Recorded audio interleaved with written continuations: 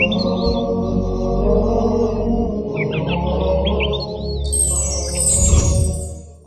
باللہ من الشیطان الرجیم بسم اللہ الرحمن الرحیم الحمد للہ الذی ہدانا لہذا وما کنا لنہتدی لولا ان ہدانا اللہ لقد جاءت رسل ربنا بالحق ثم الصلاۃ والسلام علی سید الانبیاء والمرسلین وخاتم النبیین وآلہ الطیبین الطاہرین لا سیما علی بقیۃ اللہ الاعظم ارواحنا وارواح العالمین لک الفدا بسم اللہ الرحمن الرحیم لا رطب ولا یابس الا فی کتاب مبین۔ عزیزان گرامی، آج ماہ مبارک رمضان کی چوتھی تاریخ، آج چوتھے پارے کی تلاوت ہوگی۔ چوتھا پارہ سورہ مبارک آل عمران اور سورہ مبارک نساء سے منسوب ہے۔ سورہ مبارک آل عمران کی 92 آیت سے لے کر 200 آیت تک ہے، اور اس کے بعد سورہ نساء کا ابتدائی حصہ اس چوتھے پارے میں ہے، یعنی سورہ نساء کی 23 آیتیں اس چوتھے پارے میں ہیں۔ جیسا کہ ابتدا میں آپ کی خدمت میں عرض کیا گیا کہ یہ پروگرام حقوق قرآن کے عنوان سے علی ٹی وی کی جانب سے آپ حضرات کی خدمت میں پیش کیا جا رہا ہے، اور ایک مولائے کائنات کی حدیث آپ کی خدمت میں پیش کی گئی تھی کہ قرآن کے 4 حق ہیں۔ سب سے پہلے اسے پڑھا جائے، پھر اسے سمجھا جائے، پھر اس پر عمل کیا جائے، اور پھر لوگوں کو اس کی دعوت دی جائے۔ لہٰذا یہ پروگرام اسی لیے ہے تاکہ جو قرآن ہم پڑھ رہے ہیں اسے سمجھ سکیں، اور سمجھ کے اس پہ عمل کر سکیں، تاکہ ہماری دنیا بھی بہتر ہو جائے اور آخرت میں بھی ہم سعادت پا سکیں۔ دنیا و آخرت میں سعید قرآن کے ذریعے سے ہوں گے انشاءاللہ تعالی۔ لہٰذا کوشش یہ کی جا رہی ہے کہ اس کے فوائد، اور پھر میں آپ کو اور بار بار یہ بات عرض کر رہا ہوں کہ یہ جو فوائد بیان کیے جائیں گے یہ ظاہری فوائد ہیں۔ قرآن پڑھنے کا جو معنوی فائدہ ہوگا ہم اس فائدے کو سوچ نہیں سکتے ہیں، اس فائدے کا تصور نہیں کر سکتے ہیں۔ لہٰذا آئیے میں آپ کی خدمت میں عرض کرتا ہوں، کل ہم نے سورہ مبارک آل عمران کے فوائد آپ کی خدمت میں بیان کیے تھے۔ آج سورہ مبارک نساء، اور کل انشاءاللہ جو 5واں پارہ ہوگا اس میں بھی سورہ نساء کے جو احکام ہیں اور سورہ نساء کے جو بیانات ہیں وہ آپ کی خدمت میں بیان کیے جائیں گے، اس لیے کہ چوتھا پارہ اور 5واں پارہ پورا مکمل جو ہے وہ سورہ مبارک نساء سے ہے۔ سورہ مبارک نساء یہ سورہ مدنی ہے، اور اس سورہ کا آغاز عورتوں کے احکام سے ہوا ہے، اس لیے اس سورہ کا نام سورہ نساء رکھا گیا ہے۔ یہ سورہ ایک عجیب کیفیت اور عجیب عالم میں نازل ہوا ہے، اور آپ کی خدمت میں عرض کریں کہ یہ مدینے میں نازل ہوا ہے۔ بعض روایت اور علماء کہتے ہیں کہ اس کی 2-3 آیتیں مکے میں نازل ہو چکی تھیں، اور بقیہ پورا سورہ جو ہے وہ مدینے میں نازل ہوا ہے۔ جس وقت پیغمبر اکرم حکومت اسلامی کی تاسیس کر رہے تھے، مدینہ پہنچنے کے بعد، ہجرت کے بعد پیغمبر اکرم ایک حکومت اور حکومت اسلامی کی تاسیس کر رہے تھے، اور معاشرے کی اور صحیح معاشرے کی تشکیل میں مصروف تھے۔ ایسے میں یہ سورہ نازل ہوا تھا۔ بڑی افادیت ہے جو انشاءاللہ آپ کی خدمت میں بیان کی جائے گی اس سورے کی۔ لہذا بالکل جس وقت مدینے میں پیغمبر گئے ہیں، تھوڑے دن کے بعد علماء کہتے ہیں کہ 2-3 آیتیں اس کی مکے میں نازل ہو چکی تھی، بقیہ پورا سورہ مدینے میں ہے۔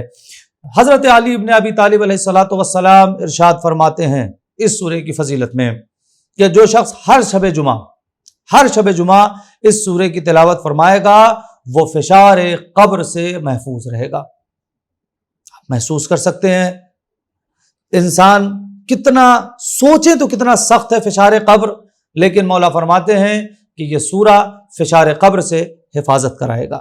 جو اس کی تلاوت کرے گا، مسلسل تلاوت کرے گا سورہ مبارکہ نساء کی، مولا کائنات فرماتے ہیں وہ فشار قبر سے محفوظ رہے گا۔ پھر ایک دوسری روایت میں اور دوسری حدیث میں ہے کہ جو شخص سورہ نساء کی مسلسل تلاوت کرے گا، مسلسل جو شخص سورہ نساء کی تلاوت کرے گا، گویا اس نے اس قدر مال راہ خدا میں دیا ہے جتنا غلام آزاد کرنے میں لگتا ہے۔ یعنی ایک غلام آزاد کرنے میں جتنا مال خرچ ہوتا ہے، ایک بار سورہ نساء کی تلاوت کرنے میں کا ثواب ہے۔ یعنی آپ یہ سمجھیں کہ اگر آپ نے ایک بار سورہ، اس کو یوں سمجھ سکتے ہیں کہ اگر ہم نے ایک بار سورہ نساء پڑھا ہے تو ایک غلام آزاد کر دیا، اتنا راہ خدا میں صدقہ دینے، ایک غلام آزاد کیا۔ 2 بار سورہ نساء پڑھا ہے تو 2 غلام آزاد کرنے کا ثواب، 3 بار۔ اب آپ سوچیں زندگی میں جتنی بار آپ سورہ مبارکہ نساء پڑھیں گے اتنے غلام آزاد کرنے کا ثواب پروردگار عالم کی طرف سے ملے گا۔ ایک بات درمیان میں آپ کی خدمت میں عرض کر دوں، چونکہ آگے آنے والی جو روایات اور احادیث ہیں وہ بہت اہم ہیں، کہ جو بھی آپ کی خدمت میں کہ یہ ثواب ملے گا، اور یہ یا بعض مواقع پہ آتا ہے کہ حج کا ثواب ہے، عمرے کا ثواب ہے، تو اس کا مطلب یہ نہیں ہے کہ اب ہم حج نہیں کریں گے یا اب ہم عمرہ نہیں کریں گے، ہمیں حج کا ثواب مل گیا۔ نہیں، حج کرنے کا جو ثواب ملتا ہے وہ ثواب ملے گا، لیکن حج باقی رہے گا۔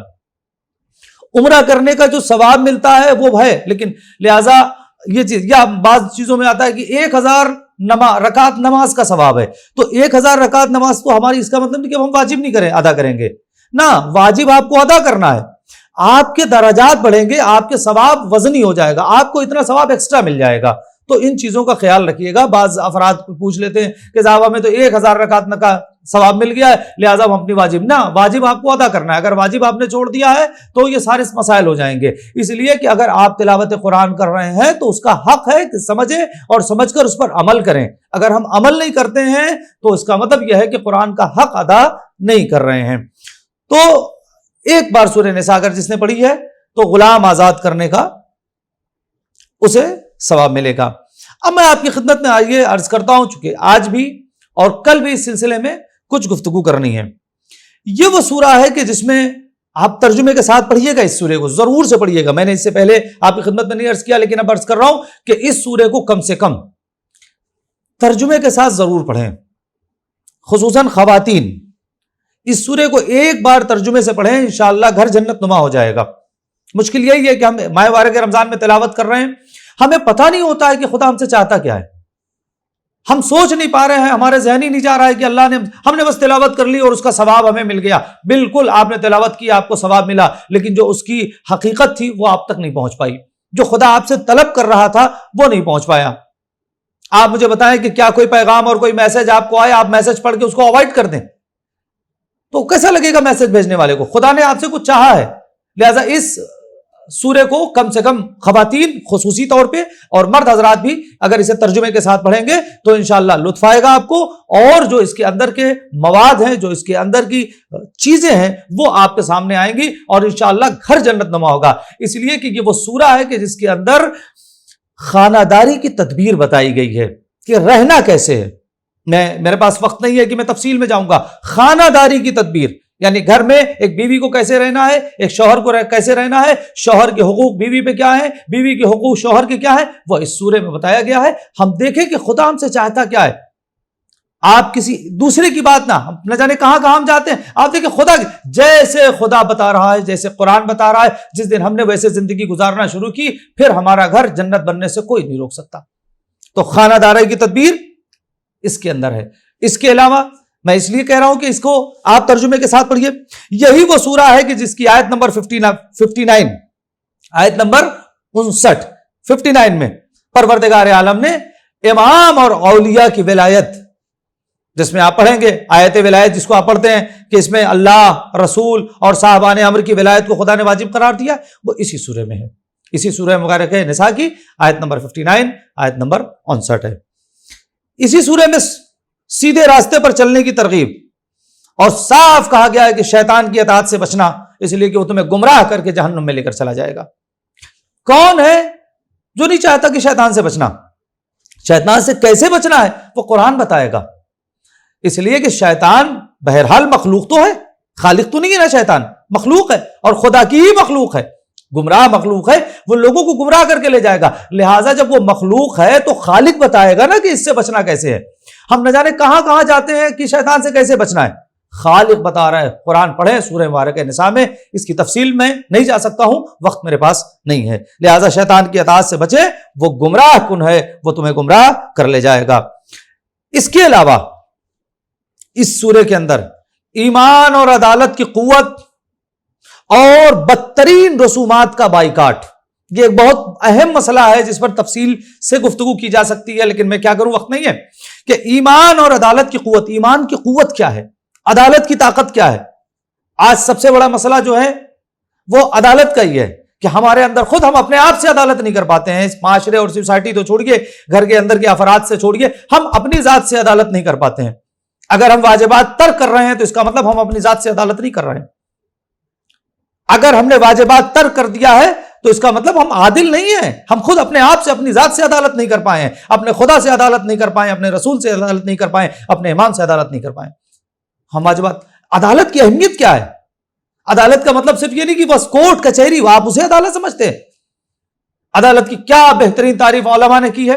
عدالت کا مطلب ہر وہ چیز جس کا جہاں رکھنے کا حق ہے اسے رکھا جائے، اور جس چیز کا جہاں رکھنے کا حق نہیں ہے اسے وہاں نہ رکھا جائے. یہ ہے عدالت. اب آپ سوچیں ہماری زندگی اور ہمارے معاشرے، سوسائٹی، ہماری فیملی کے اندر ہم کس طریقے سے زندگی گزار رہے ہیں. کیا یہی عدالت ہے؟ قرآن بتا رہا ہے اسی سورہ مبارکہ نساء میں. آپ پڑھیں گے ایمان کی طاقت کیا ہے، ایمان کی قوت کیا ہے، اور عدالت کی طاقت کیا ہے، اور عدالت، اور اس کے بعد بدترین رسومات. پیغمبر اکرم نے جب دین پہنچایا ہے تو اس کے ساتھ ساتھ یہ کام بھی کیا ہے کہ جو سوسائٹی اور معاشرے کے اندر بدترین رسومات تھی اس کا بائیکاٹ کیا ہے باقاعدہ. پیغمبر، یہ دین، اس شریعت کیا کہہ رہی ہے، دین کیا کہہ رہا ہے. یہ مت سوچئے کہ ہمارے باپ دادا کے زمانے سے یہ چلا آ رہا ہے لہٰذا ہم کریں گے، کہ ہمارے والد نے کرتے تھے، ہمارے دادا کرتے تھے، ہمارے خاندان میں ہو رہی ہے یہ رسم لہٰذا ہم رسم و رواج کے چکر میں بہے چلے جا رہے ہیں. آپ دیکھیں اگر یہ رسم و رواج، میں آپ کی خدمت میں ایک بات عرض کر دوں، میں رسم و رواج کا مخالف نہیں ہوں. اگر وہ رسم و رواج دین کی پابند کریں آپ کو، اور اگر دین کے دائرے میں وہ رسم و رواج ہیں تو ٹھیک ہے، کوئی مشکل نہیں ہے، حلال ہے. اگر دائرہ اسلام میں ہے، دائرہ دین میں. لیکن اگر کوئی ایسی رسم و رواج ہے کہ جو دائرہ اسلام میں نہیں ہو، جو اسلام کے مزاج کے خلاف ہو، تو ہمیں اس سے بچنا چاہیے. یہ نہیں آپ کہہ سکتے کہ صاحب ہمارے یہاں تو ہوتا ہے، ہمارے خاندان میں ہوتا ہے، چاہے وہ شادی بیاہ کے مسائل ہوں یا اور زندگی کے مسائل ہوں. اگر ہم یہ دیکھ رہے ہیں کہ صاحب یہ کام شریعت کے خلاف ہے تو لاکھ ہمارے خاندان میں ہوتا رہا ہو، لاکھ ہمارا خاندان ہمارا مخالف ہو جائے، ہمیں اس کی مخالفت کرنی ہے اور طے کرنا ہے کہ یہ رسم و رواج آج سے ہمارے یہاں نہیں ہوگا. اس میں شادی بیاہ کے مسائل بہت زیادہ ہیں، کبھی وقت رہے گا تو اس پہ آپ کی خدمت میں گفتگو کی جائے گی کہ بہت سے ایسے مسائل ہیں جس کا دین شریعت سے کوئی لینا دینا نہیں ہے بلکہ مذاق اڑتا ہے. ایسا مذاق کہ آپ نہ سوچئے. ان تفصیل میں نہیں جاؤں گا بھائی، آپ ورنہ موضوع بدل جائے گا. لہٰذا اس چیز کا آپ خیال رکھیں. یہ سورہ مبارکہ نساء میں آپ پڑھیں گے، آپ دیکھیں کہ کس طریقے سے پیغمبر اکرم نے ان تمام ابتداء اسلام تھا. پیغمبر چاہتے تو لوگوں کی خوشنودی کے لیے خاموش رہ جاتے، لیکن نہیں، چونکہ پیغمبر دین پہنچا رہے تھے لہذا نہیں.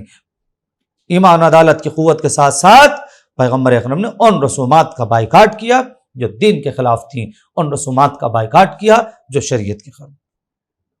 اس کے بعد اسی سورے کے اندر برے معاشرے کا نتیجہ اور انجام سمجھانے کے لیے، کہ برے معاشرے کا نتیجہ کیا ہے، بری سوسائٹی کا نتیجہ کیا ہے، اس کا انجام کیا ہوتا ہے، گزرے ہوئے لوگوں کے حالات زندگی بیان کیے گئے اسی سورے میں. گزشتہ لوگوں کے حالات زندگی بیان کیے گئے تاکہ پتہ چلے کہ برا معاشرہ اور بری سوسائٹی کا انجام کیا ہے، کس طریقے سے بری سوسائٹی ہمارے اوپر اثر کرتی ہے، خود ہمارے اوپر اثر کرتی ہے. مشکل یہ نہیں ہے کہ ہماری سوسائٹی بری ہے تو ہم بھی برے ہو جائیں. لوگ جیسے ہیں صاحب، نہیں، لوگ نہیں، ہمارا کام ہے. میں نے کہا پھر حقوق قرآن وہی آ رہا ہے کہ قرآن سمجھے اور اس کے بعد خود عمل کرے. سمجھنے کے بعد خود عمل کرے، عمل کرنے کے بعد دوسروں کو دعوت دیں. جس دن ہم نے اس پر عمل کیا قرآن پر تو پھر قرآن اپنے اثرات ظاہر کرنا شروع کرے گا. قرآن اثرات ظاہر کرتا ہے، لیکن مشکل کیا ہے کہ ہم پڑھ کے صرف گزر جاتے ہیں. ہم ماہ مبارک رمضان آیا، ہم نے قرآن پڑھا، روز ایک پارہ، بعض افراد 2 اور 3 اور 4 بھی پڑھ لیتے ہیں. الحمدللہ، خدا جس کی توفیق میں اضافہ کرے اور جتنی توفیق دے اتنی پڑھیں. میں یہ نہیں کہتا کہ آپ کتنا پڑھیں، لیکن جتنا پڑھیں سمجھ کے پڑھیں، اور جو پڑھیں اس پہ عمل کریں، اور جو عمل کر لیں پھر وہ دوسروں کو بتائیں کہ بھی دیکھیں یہ چیز ہے اور آپ کو یہ کرنا ہے. انشاءاللہ کل اسی سلسلے کو چونکہ 5واں پارہ ہوگا، 5واں پارہ پورے کا پورا سورہ مبارکہ نساء پہ ہے، لہٰذا کل انشاءاللہ تعالی اسی سلسلے کو آگے بڑھائیں گے۔ تب تک کے لیے مجھے اجازت دیجیے۔ وآخر دعوانا ان الحمد للہ رب العالمین۔